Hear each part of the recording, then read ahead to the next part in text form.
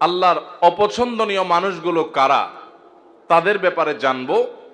এবং আজকের এই মাহফিলে যদি আমাদের কারোর মধ্যে সেই গুণটি থাকে, সেই দোষটি থাকে, সেই বদঅভ্যাসটি থাকে যেটার কারণে আল্লাহর অপছন্দনীয় মানুষের তালিকায়, আল্লাহর অপ্রিয় মানুষের তালিকায় আমার নাম চলে গেছে, তাহলে সেক্ষেত্রে আমরা দ্রুততার সাথে এই মাহফিলে বসেই তওবায়ে নাসুহা করে, খাঁটি অন্তরে তওবা করে এখান থেকে আমরা যাব যে ওই বদঅভ্যাসটা ত্যাগ করে আল্লাহর প্রিয় পাত্র হওয়ার চেষ্টা করব। ঠিক আছে তো ইনশাআল্লাহ? তাহলে আমরা কোরআনের আয়াত থেকে আপনাদেরকে জানাবো যে আল্লাহ অমুককে অপছন্দ করেন। আপনি সাথে সাথে টর্চ দিয়ে দেখবেন আপনার মধ্যে সেটা আছে কিনা, আমি সাথে সাথে দেখবো আমার মধ্যে আছে কিনা। যদি দেখি যে আল্লাহর অপছন্দনীয় মানুষদের যে তালিকা আছে তাদের মধ্যে আমিও পড়ে যাই, তাহলে মাহফিল থেকে উঠার আগে আগে এখানে বসেই নিয়ত করে ফেলবো যে এই বদঅভ্যাসটা ছেড়ে আল্লাহর অপছন্দনীয় মানুষের কাতার থেকে আমাকে বের হতে হবে। কারণ আল্লাহর অপছন্দনীয় মানুষের তালিকায় যদি নাম থাকে, এই লোক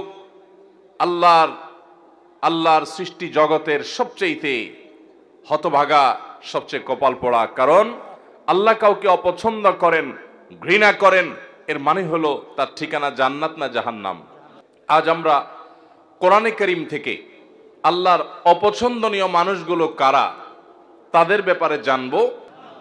অতএব আল্লাহর অপছন্দনীয় মানুষদের তালিকা জেনে সেই তালিকায় নিজের অন্তর্ভুক্তির কথা যদি আমরা টের পেয়ে যাই, কাল বিলম্ব না করে জানার সঙ্গে সঙ্গে তওবা করব, তওবায়ে নাসুহা করব, খাঁটি অন্তর থেকে তওবা করব যে আল্লাহ আমি এখান থেকে বেরিয়ে এসেছি। আপনি তওবা করে যদি সেটা ছেড়ে দেন এবং ওই বদঅভ্যাস থেকে বেরিয়ে আসেন, আপনি অটোমেটিকলি স্বয়ংক্রিয়ভাবে আল্লাহর অপছন্দনীয় মানুষদের তালিকা থেকে আপনার নাম আপনি কাটায় নিলেন ইনশাআল্লাহ। এরপর কোরআনে আল্লাহর পছন্দনীয় মানুষদের যে তালিকা আছে, আল্লাহ তাআলা ধৈর্যশীলদেরকে ভালোবাসেন। ইন্নাল্লাহা ইউহিব্বুল মুতাওয়াক্কিলিন, তিনি আল্লাহর প্রতি ভরসাকারীদেরকে আল্লাহ ভালোবাসেন। ইন্নাল্লাহা ইউহিব্বুত তাওয়াবিন, আল্লাহ তওবাকারীদেরকে ভালোবাসেন। ওয়া ইউহিব্বুল মুতাতাহিরিন, পবিত্রতা ভালোভাবে অর্জন করে যারা, সুন্দর করে ওযু করে, ভালো করে ফরজ গোসল করে, উত্তম রূপে কাপড় চোপড় পাক সাফ করে, এই মানুষগুলোকে আল্লাহ তাআলা পছন্দ করেন। আল্লাহর পছন্দনীয় মানুষের তালিকাও কোরআনে দেওয়া আছে। আমরা সেই তালিকায় প্রবেশ করতে পারবো যদি অপছন্দনীয় মানুষের তালিকা থেকে নিজেকে বের করতে পারি। সবাই নিয়ত করবো তো ইনশাআল্লাহ? মোহতারাম হাজরিন, 6 নম্বর পারার একেবারে প্রথম আয়াত। এই আয়াতে আল্লাহ রাব্বুল আলামিনের অপছন্দনীয় মানুষদের অপছন্দনীয় কাজের কথা আল্লাহ তাআলা বলেছেন। সর্বপ্রথমে আমরা সেটিকে বলতে চাই। সেটা কি? সেটা হলো কোনো মন্দ কথা, কোনো খারাপ কথা, কোনো বাজে কথা, এটা যদি কেউ প্রকাশ করে বেড়ায়, এটা যদি বলে বেড়ায়, এটা বলে জাহির, যেটা যদি জাহির করে বেড়ায়, এটা যদি ছড়াছড়ি করে বেড়ায়, তো এটা আল্লাহ অপছন্দ করেন। কারণ কোনো খারাপ জিনিস যদি ছড়াছড়ি করা হয়, তাতে সমাজে ভালো হয় না খারাপ হয়?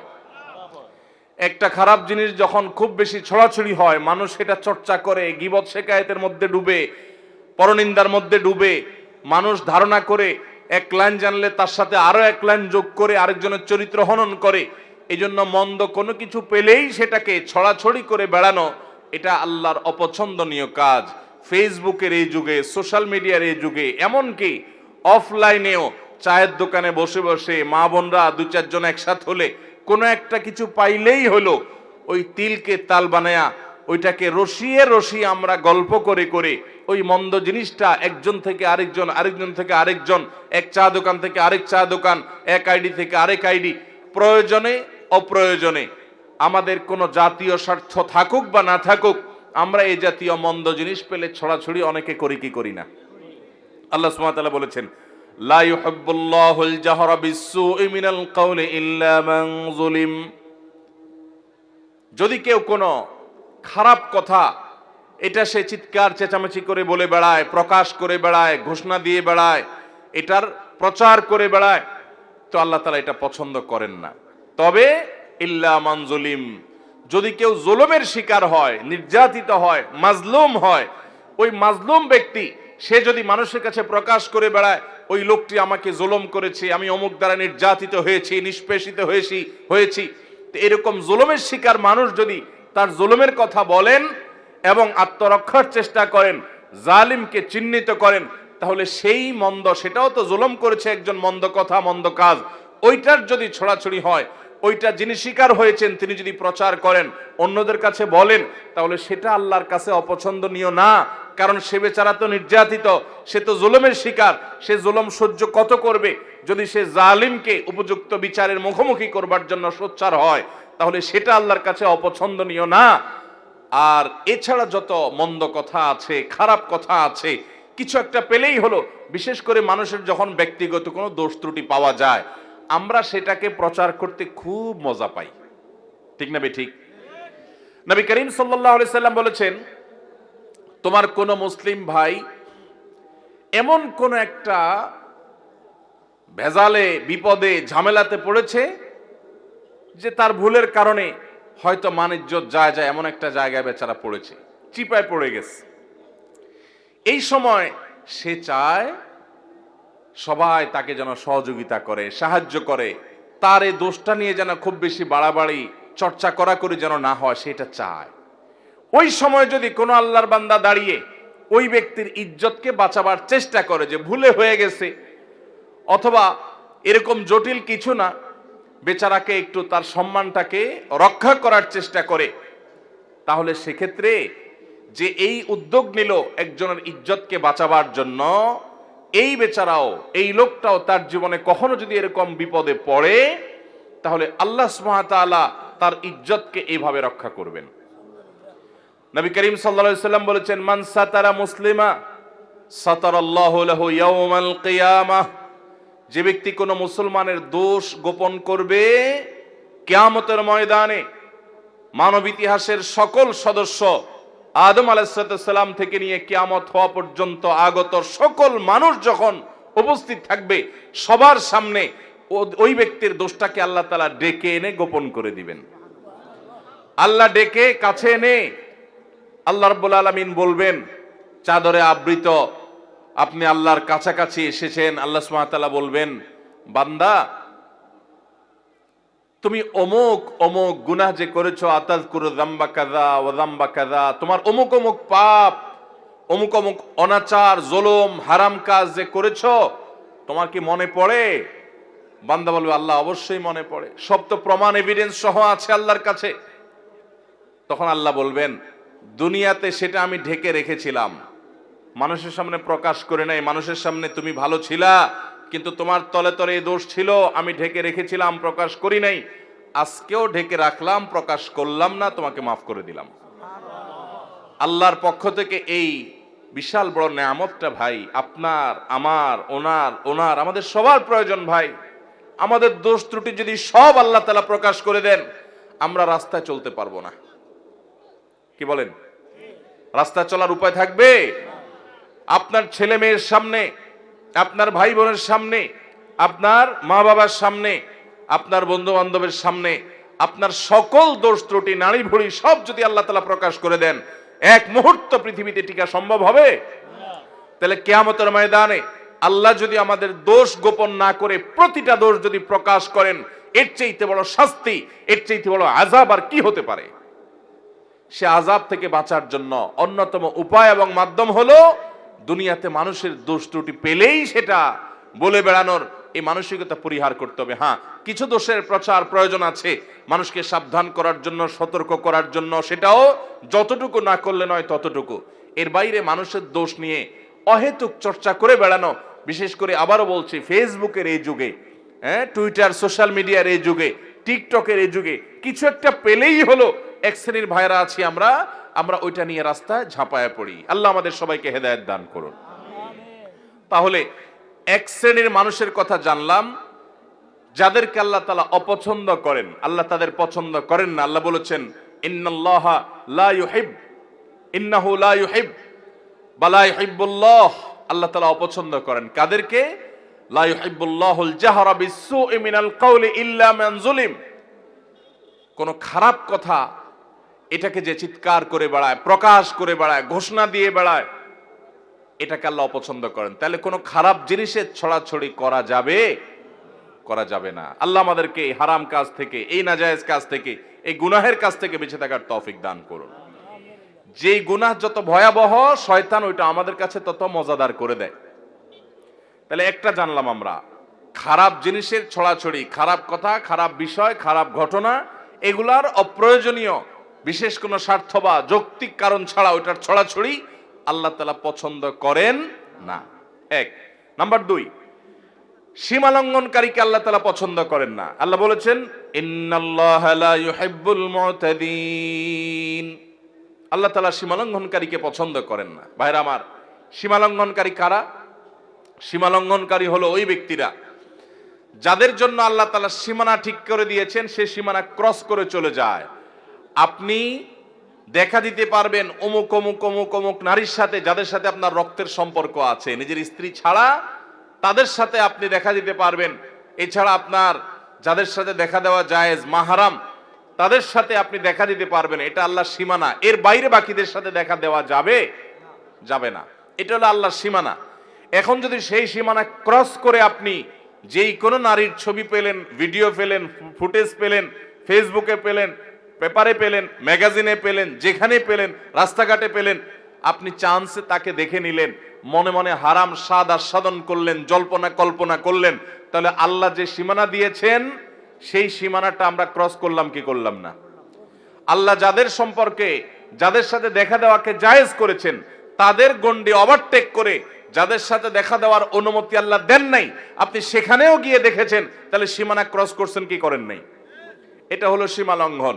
সীমা লঙ্ঘনের আরো বহু দিক আছে। তাহলে আল্লাহ যেগুলোকে হারাম করেছেন সেগুলোতে লিপ্ত হলে সেটা হলো সীমা লঙ্ঘন। আমাদের সমাজে কিয়ামতের আগে আরো কত কিছু দেখা যাবে ভাইরা। যারা সীমা লঙ্ঘন করে তারা বরং উল্টা যারা সীমা লঙ্ঘন করে না তাদেরকে সীমা লঙ্ঘনের কথা অনেক সময় বলে। যেমন আপনি পাবলিক পরিবহনে যাচ্ছেন, একজন যুবক বা দুজন যুবক একসাথে যাচ্ছে, ঝাঁকানাকা গান ফুল ভলিউমে মোবাইলে বাজায় দিয়া নাচতে নাচতে যাচ্ছে। আপনি যদি বলেন যে ভাই রে, বাবা রে, এত জোরে গানের আওয়াজ দিয়ে রাখছো, আমার তো অসুবিধা হয় বা আমি গান শুনতে চাই না, তোমরা হয় হেডফোন দিয়ে শুনো আর না হলে বন্ধ করো, আশপাশে মানুষের ডিস্টার্ব করিও না। আল্লাহ এটাকে হারাম করেছেন, তুমি মুসলমানের সন্তান না, তাহলে তুমি এটা শুনিও না। এটা বলার পর দেখবেন অনেক যুবক আছে বলবে যে হুজুর বেশি বাড়াবাড়ি করা ভালো না, আল্লাহ সীমা লঙ্ঘনকারীরা অপছন্দ করেন, দেখবেন তখন ওয়াজ শুনাই দিবে। আছে না না এরকম লোক? আপনি হারাম কাজ থেকে যখন নিষেধ করবেন তখন বলবে হুজুররা বেশি বাড়াবাড়ি করে। তো যে ব্যক্তি আল্লাহর সীমানা ক্রস করে চলে গেল, বাড়াবাড়ি তো সে করলো, যে নিষেধ করলো সে তো বরং আল্লাহর সীমানা ক্রস করতে নিষেধ করেছে, সে তো বরং সীমার মধ্যে থাকতে চাচ্ছে। অতএব সীমা লঙ্ঘন করা যাবে না, আল্লাহর সীমার মধ্যে থাকতে হবে। ঠিক একই ভাবে আল্লাহ যা হালাল করেছেন সেটাও অনেকে হারাম করে, আল্লাহ যা বলেন নাই নিজে থেকে সেটাও অনেকে বলে, এগুলো সবগুলো সীমা লঙ্ঘনের শামিল। তাহলে দ্বিতীয় প্রকার মানুষ যাদেরকে আল্লাহ অপছন্দ করেন তারা হলো সীমা লঙ্ঘনকারী। আল্লাহ আমাদেরকে সকল প্রকার সীমা লঙ্ঘন থেকে, আল্লাহর হদ এবং সীমানাকে অতিক্রম করা থেকে আল্লাহ তাআলা আমাদেরকে বেঁচে থাকার তৌফিক দান করুন। তাহলে আল্লাহর কোন সীমানা লঙ্ঘন করব না। নাম্বার 3, যারা খেয়ানত করে, আমানত দিলে আমানত রক্ষা করে না, আমানত নষ্ট করে, পাপিষ্ঠ খারাপ মানুষ, গুনাহ করে বেড়ায়, নাজায়েজ কাজ করে বেড়ায়, কোনো ভয় নাই তার অন্তরে, এই মানুষগুলোকেও আল্লাহ তাআলা পছন্দ করেন না। কোরআনে কারীমে আল্লাহ রাব্বুল আলামিন তাদের সম্পর্কে বলেছেন ইয়ামহাকুল্লাহুর রিবা ওয়া ইউরবিস সাদাকাত।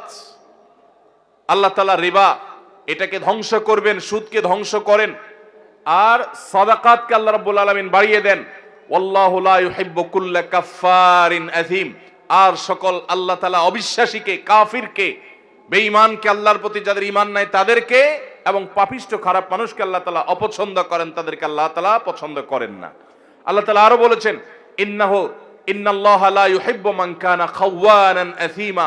যারা খেয়ানতকারী, কথায় কথায় খেয়ানত করে মানুষের সাথে, এবং পাপিষ্ঠ অপরাধ করে, কথায় কথায় নাজায়েজ কাজ করে, আল্লাহর ভয় নেই, তার দিল কাঁপে না, এই মানুষগুলোকে আল্লাহ তাআলা অপছন্দ করেন। খেয়ানতকারী আমরা অনেকেই আছি, এমনকি অনেকে আছেন 5 ওয়াক্ত নামাজ পড়েন আবার খেয়ানতকারী। কিভাবে? আপনার কাছে কেউ কোনো টাকা পয়সা রেখেছে, আপনি সেটা ভেঙে ফেলেছেন, এবার যখন যিনি জমা রেখেছেন চেয়েছেন, দিচ্ছি দেব করে টালবাহানা করছেন। এই যে আমানত রাখার পরে টাকাটা ভেঙে ফেলেছেন, এটার নাম খেয়ানত। এটার নাম কি? এরকম বহু প্রকারের খেয়ানত আছে। আপনার প্রতিবেশী মেয়ে, তাদের প্রতি আপনি চোখ চুরি করে, আপনি বাঁকা করে তাদের দিকে তাকালেন, তাদের সৌন্দর্য অবলোকন করলেন, চালাকি করে করে দেখলেন, আপনি খেয়ানত করলেন। তিরমিজির হাদিসে আসছে, নবী করিম সাল্লাল্লাহু আলাইহি সাল্লাম বলেছেন, ইযা হাদ্দাসা আর-রাজুলু ফালতাফাতা ফাহিয়া আমানা। কেউ আপনার সাথে কথা বললো, কথা বলার পর আরেক দিক ফিরলো, তাহলে আপনার কাছে বলার পর যদি সে বলে ভাই কথাটা কাউকে বলা যাবে না, তাহলে এই কথাটাও আমানত। এই কথাটাও কি? আমানত। আপনি যদি এটা আরেকজনের কাছে বলে বেড়ান তাহলে খেয়ানত হলো, সেটা আমানতের কি হলো? এরকম আমানতের খেয়ানত আমরা অনেকে করি কি করি না? ইমানদার কখনো খেয়ানতকারী হতে পারে না। ইমানদার এরকম বিশ্বাসযোগ্য হবে যে পৃথিবী চলে যাবে, ইমানদারের সততা আদর্শ টলতে পারে না। আজ গোটা দেশে, গোটা দুনিয়াতে এত মুসলমান, কিন্তু বিশ্বস্ত মুসলমান পাওয়া যায়? ভাইরা আমার, আমরা যে নবীর উম্মত, আমরা কি জানি আমাদের প্রিয় নবী সাল্লাল্লাহু আলাইহি সাল্লাম কত বিশ্বস্ত ছিলেন? তিনি নবী হওয়ার আগে মক্কাবাসীর কাছে আলামিন হয়েছেন। কি হয়েছেন? উনি আগে আলামিন হয়েছেন, তারপরে কি হয়েছেন? নবী এবং রাসূল হয়েছেন। কিরকম আল আমিন, কি পরিমাণ বিশ্বস্ত ছিলেন? শুধু একটা ঘটনা বলি। উনি যখন মক্কা থেকে মদিনায় হিজরত করতে চলে যাবেন, এই হিজরতের সফরটা কি তার খুব আরামের, খুব আনন্দের, আনন্দ ভ্রমণ টাইপ কিছু ছিল? মক্কার মানুষদের, জালিমদের অত্যাচারে অতিষ্ঠ হয়ে টিকতে না পেরে আল্লাহর অনুমতিতে তিনি মক্কা ছেড়ে মদিনায় হিজরত করতে হয়েছে। যেই এলাকার মানুষের জুলুমে, তাদের নির্যাতনে, নিষ্পেষণে নিজের মাতৃভূমি ছেড়ে চলে যেতে হয়েছে, ওই মানুষগুলো বেঈমান, অনেক কাফের, অনেক মুশরিকরা, তারা নবী করিম সাল্লাল্লাহু আলাইহি ওয়াসাল্লামের প্রতি ঈমান আনে নাই, কিন্তু তারা জানতো মক্কার সবচেয়ে নির্ভরযোগ্য, সবচেয়ে আস্থার উপযুক্ত, সবচেয়ে বিশ্বস্ত মানুষটা হলো মুহাম্মদ সাল্লাল্লাহু আলাইহি সাল্লাম। এই জন্য তাদের দামি দামি সম্পদ, সোনা গহনা, টাকা পয়সা, এগুলো তারা মুহাম্মদ সাল্লাল্লাহু আলাইহি সাল্লামের কাছে এসে আমানত রেখে যেত। তার প্রতি ঈমান আনতো না, কিন্তু তাকে জানতো যে দুনিয়া উল্টে গেল তার আদর্শ উল্টিবে না, পৃথিবীর সকল ব্যাংকের চাইতে বিশ্বস্ত ব্যাংক হলো তিনি, এই জন্য তার কাছে জমা রেখে যেত। নবী করিম সাল্লাল্লাহু আলাইহি সাল্লাম হিজরতের সময় আলী রাদিয়াল্লাহু তাআলা আনহুকে ডেকে বুঝাই দিয়ে গেলেন যে দেখো, রাতের অন্ধকারে আবু বকরকে সাথে নিয়ে উনি তো চলে যাবেন পরিকল্পনা করেছেন, আলী রাদিয়াল্লাহু তাআলাকে রেখে গেলেন, তুমি 3 দিন মক্কায় থাকবা এবং এই যে জিনিসগুলো আছে, এটা অমুকের, এটা অমুকের, এটা তমুকের, এগুলো তাদের কাছে যার যারটা বুঝাই দিবা। এই লোকগুলার জুলুমে অতিষ্ঠ হয়ে মক্কা পার হয়ে যাচ্ছেন, কিন্তু ওই সময়টাতে পর্যন্ত তাদের রেখে যাওয়া আমানতটা তাদের কাছে পৌঁছানোর ব্যবস্থা করতে তিনি ভুলেন নাই। এর নাম হলো মুহাম্মদ সাল্লাল্লাহু আলাইহি সাল্লাম। আজ আমাদের অবস্থা কি বলেন? দোকান থেকে বাকি খেলে ওই দোকানের সামনে দিয়ে আর হাঁটি না, অন্য দোকান থেকে নগদ খাই, ওই দোকানের ধারে কাছেও যাই না। এ হলো আমাদের ইমানের অবস্থা, এ হলো আমাদের বিশ্বাসের অবস্থা, এ হলো আমাদের আস্থার অবস্থা। আমরা মনে করি শুধু নামাজ কালাম পড়লে মুসলমান হওয়া যায়। মুসলমান অবশ্যই তাকে বিশ্বস্ত হতে হবে, আস্থাশীল হতে হবে, মুসলমানকে আমানতদার হতে হবে। আমানতের খেয়ানতকারী, মানুষের কথা এর কথা ওর কাছে লাগায়, মানুষের গোপনীয় কথা বলে বেড়ায় এবং মানুষের টাকা পয়সা তসরুপ করে, আমানতের খেয়ানত করে, এই ব্যক্তি কখনো ভালো মুসলমান হতে পারে না। এই জন্য ভাইরা আমার, তৃতীয়ত আল্লাহর কাছে অপ্রিয় ব্যক্তি হলো আমানতের খেয়ানতকারী ব্যক্তি এবং যত প্রকার পাপাচার আছে এগুলোতে লিপ্ত ব্যক্তি। 4 নম্বর, জালিম, অত্যাচারী, অবিচারী। আল্লাহ তাআলা তাদের সম্পর্কে বলেছেন, ইন্নাহু লা ইউহিব্বুজ জালিমিন, নিশ্চয় আল্লাহ রাব্বুল আলামিন জালিমদেরকে কখনো পছন্দ করেন না। অনেক লোক আছে দেখবেন, নামাজ পড়ে, রোজা রাখে, হজ করে, দান সাদাকা করে, ওয়াজ নসিহত করে, ওয়াজ নসিহত শুনে, কোরআন তেলাওয়াত করে, তাসবিহ তাহলিল করে। অনেক মহিলারা, মা বোনরা আছেন, তারা পর্দা পুশিদাও করে, কিন্তু আবার অন্যের প্রতি জুলুমও করে। আছে না নাই? শাশুড়ি তসবিহ হাত থেকে নামে না, কিন্তু ছেলের বউর উপর অত্যাচার করে। আছে না নাই? নিজের মেয়েটার শরীরটাতে তাও দেয়, আর আরেকজনের মেয়েকে পুত্রবধূ করে আনছে, তাকে খাটাতে খাটাতে পাগল বানায় ফেলায়। আছে না নাই? নিজের মেয়েটার কোনো দোষ চোখে পড়ে না, কিন্তু পরের মেয়েটার শুধু দোষ না গুণটাও দোষের মতো দেখে। আছে না নাই? অনেক শ্বশুর আছেন কপালে দাগ পড়ে গেছে সেজদা দিতে দিতে, কিন্তু জুলুম করেন, নানাভাবে জুলুম করেন। জমিতে যখন তিনি চাষাবাদ করতে যান আরেকজনের আইল ঠেলেন, জমি বাড়ান। আছে না নাই? ভাইরা আমার, অনেক ভাইরা আছি আমরা দুর্বল পেলে, গরিব মানুষ পেলে তাদের উপরে চড়াও হই, তাদের উপরে অত্যাচার করি, তাদের হক নষ্ট করি, তাদের উপরে জুলুম করি। মনে রাখবেন, জুলুম এত ভয়াবহ অপরাধ, এত ভয়াবহ অপরাধ, কিয়ামতের ময়দানে কোন চতুষ্পদ জন্তু তারা কি আমাদের মতো তাদের আমলের কোনো হিসাব নিকাশ হবে? গরু, ছাগল, হাঁস, মুরগি, যত রকমের আল্লাহর সৃষ্টি আছে মানুষ ছাড়া, জিন ছাড়া, তাদের কোনো হিসাব নিকাশ হবে? আল্লাহ তাআলা হাঁস মুরগিকে বলবেন যে কি পরিমাণ খাইছো, হালাল খাইছো না হারাম খাইছো, হিসাব দিয়ে যাও। এরকম কোন কথা আছে কোরআন হাদিসে?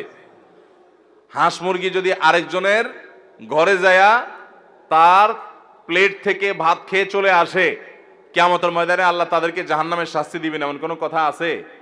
কারণ তাদের এসব হিসাব নিকাশ নাই, এগুলো হবে মানুষের। কিন্তু ভাইরা আমার, জুলুম এরকম একটা অপরাধ, এরকম একটা গুনাহ, জীবজন্তু পশু পাখিরাও যদি একজন আরেকজনের প্রতি জুলুম করে, কিয়ামতের ময়দানে শুধু ওই একটা অপরাধের বিচার তাদের হবে। নবী করিম সাল্লাল্লাহু আলাইহি ওয়াসাল্লাম বলেছেন, শিং বিশিষ্ট কোন প্রাণী, ধরুন একটা গরু, সে শিং নাই এমন একটা প্রাণীকে যদি গুতা মারে, অর্থাৎ অত্যাচার অবিচার করে, দুর্বল যে তার প্রতি, কিয়ামতের ময়দানে আল্লাহ তাআলা ওই দুর্বলকে শিং দিবেন, অর্থাৎ শক্তি দিবেন, দিয়ে বলবেন যে এবার তুমি ওই সবল যে তোমার প্রতি জুলুম করেছিল, দুনিয়াতে তুমি তার প্রতিকার, তার বিহিত করতে পারো নাই, বিচার পাও নাই, আজকে তুমি তার প্রতিশোধ গ্রহণ করো। একই মাপের গুতা তাকে মেরে তার শাস্তি, তার প্রায়শ্চিত্ত তুমি নিশ্চিত করো, বুঝিয়ে দাও।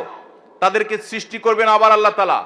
পশু পাখি এমনিতেও মৃত্যুর পর মাটির সাথে মিশে যাবে, কিন্তু যারা জুলুম করেছে ওই পশু পাখিগুলোকে, ওই প্রাণীগুলোকে আল্লাহ তাআলা আবার জীবিত করবেন। জালেমকেও, মাজলুমকেও, যে জুলুম করেছে তাকেও, যার প্রতি জুলুম করা হয়েছে তাকেও। এরপরে ওই প্রাণীদের মধ্যে পর্যন্ত যে নির্যাতিত হয়েছে তাকে দিয়ে আল্লাহ তাআলা জালিম এবং নির্যাতনকারী, অবিচারকারী, অত্যাচারী ওই প্রাণীটিকে পর্যন্ত আল্লাহ তাআলা শাস্তি দিবেন। এরপরে বলবেন কোন তোরাবা, যাও তোমরা মাটি হয়ে যাও। এবার মাটির সাথে তারা মিশে যাবে, তাদের না জান্নাত আছে না জাহান্নাম আছে। ভাইরা আমার, জুলুম এত ভয়াবহ অপরাধ, এত ডেঞ্জারাস বিষয় যে আল্লাহ সুবহানাহু ওয়া তাআলা পশু পাখিদের কোনো হালাল হারামের বাজ বিচার করবেন না, তাদের অন্য কোনো বিষয়ের কোনো হিসাব নিকাশ নেবেন না। কিন্তু তারাও যদি জুলুম করে আল্লাহ রাব্বুল আলামিন এইভাবে পাকড়াও করবেন। তাহলে মানুষ হয়ে যদি আপনি কারোর প্রতি জুলুম করেন, কারোর প্রতি অবিচার করেন, কারোর প্রতি অত্যাচার করেন, আপনি নিশ্চিত থাকেন, আপনি যত ইবাদত বন্দেগী করেন, আপনি যত তাসবিহ তাহলিল করেন, আপনি যত ওয়াজ মাহফিল শুনেন, আপনি যত লম্বা লম্বা কথা বলেন, আপনি যত নেক আমল করেন না কেন, জালিম এবং অত্যাচারীর অত্যাচার অবিচারের বিচার হওয়া ছাড়া আল্লাহ তাআলা একটি কদম কিয়ামতের ময়দানের সামনে যেতে দিবেন না। ভাইরা আমার, নবী করিম সাল্লাল্লাহু আলাইহি সাল্লাম বলেছেন, সেদিন আসার আগে নিজেদের মধ্যকার দেনা পানা, কাউকে জুলুম করেছো, কাউকে গালি দিয়েছো, কারোর প্রতি অবিচার করেছো, এগুলোর বিচার, এগুলোর বিহিত, এগুলোর ক্ষমা চাওয়া, এগুলোর সব ঝামেলা চুকায় নাও সেদিন আসার আগে, যেদিন কেউ কারোর কোনো উপকারে আসবে না, কেউ কাউকে ছাড় দিবে না।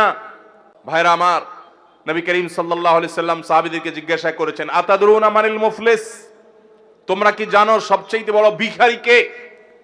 সাহাবীরা বললেন, আল মুফলিসু ফিনা মাল্লা দিনার লাহু ওয়ালা দিরহামা। হে আল্লাহর রাসূল, যার কোনো টাকাও নাই, পয়সাও নাই, আমরা জানি সেই সবচেয়ে ভিখারি, সেই সবচেয়ে হতভাগা। নবীজি সাল্লাল্লাহু আলাইহি সাল্লাম বলেছেন, সে সবচেয়ে বড় হতভাগা না রে, আসল হতভাগা, এর চাইতে বড় হতভাগা হলো যে দুনিয়াতে অনেক নামাজ কালাম পড়েছে, অনেক কোরআন খতম করেছে, অনেক রোজা রেখেছে, অনেক দান সাদাকা করেছে, অনেক ওয়াজ মাহফিলে হাজির হয়েছে, অনেক ওয়াজ মাহফিল শুনেছে, অনেক ওয়াজ মাহফিলের ভলান্টিয়ারি করেছে, অনেক ওয়াজ মাহফিলে টাকা পয়সা দিয়েছে, অনেক অনেক ভালো কাজ করেছে, বাবা মার কথা শুনেছে, অনেক ভালো কাজ করেছে, কিন্তু সে কাউকে জুলুম করেছে, কেউ কাউকে গালি দিয়েছে, সে কাউকে ধাক্কা দিয়েছে, কারো হক মেরেছে, কারো টাকা মেরেছে, জুলুম করেছে। কিয়ামতের ময়দানে সকল পাওনাদার হাজির হবে, একজন একজন করে সবার পাওনার বিচার আল্লাহ করবেন। এবং ওই দিন তার তো আর টাকা পয়সা দেওয়ার মতো থাকবে না, ওই পশু পাখিদের মতো আল্লাহ তাআলা বলবে না তুমিও একটা ধাক্কা দিয়ে দাও। আল্লাহ তাআলা তার নেকামল যেগুলো কষ্ট করে সে আনছে ওইগুলো পাওনাদারকে দিয়ে বুঝে বিদায় করবেন। এভাবে দিতে দিতে তার নেকামল শেষ হবে, পাওনাদার শেষ হবে না। এবার পাওনাদারদের পাপের বোঝা তার মাথায় দিয়ে তারপর তাকে জাহান্নামে নিক্ষেপ করবেন। অনেক আমল করে, অনেক আমলের পাহাড় নিয়ে হাজির হওয়ার পরও এরকম খালি হাতে জাহান্নামে অন্যদের আযাব, অন্যদের গুনাহের বোঝা নিয়ে মাথায় জাহান্নামে যারা যাবে, নবী সাল্লাল্লাহু আলাইহি সাল্লাম বলেছেন এরা হলো সৃষ্টি জগতের সবচেয়ে হতভাগা, সবচেয়ে কপাল পোড়া, সবচেয়ে ভিখারি, সবচেয়ে অভাবী। এই রিক্ত এরকম অসহায় মানুষগুলো তারাই হবে যারা দুনিয়াতে জুলুম করে জুলুমের বিহিত করা ছাড়া দুনিয়া থেকে গেছে। আল্লাহ তাআলা আমাদেরকে জুলুম থেকে বেঁচে থাকার তৌফিক দান করুন।